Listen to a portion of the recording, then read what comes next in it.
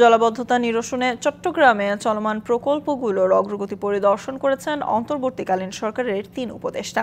আগামী বর্ষার আগেই প্রকল্পগুলো শেষের তাগিদ দেন তারা।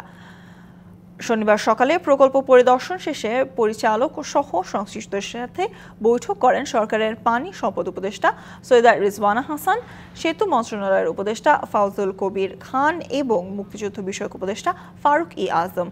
পানি সম্পদ উপদেষ্টা বলেন, জলাবদ্ধতা নিরসনে চলমান প্রকল্পগুলো কাজে না আসলে বন্ধ করে দেওয়া হবে।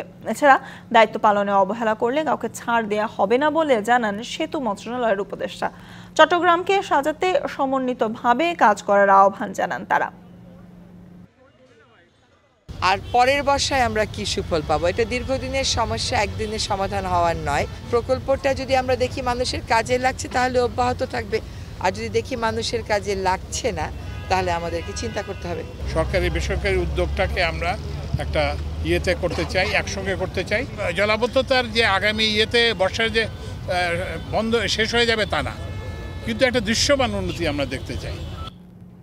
250-টিরও বেশি ডিজাইন অপশন নিয়ে ওয়ালটন স্মার্ট ফ্রিজ, বোঝে আপনার প্রয়োজন।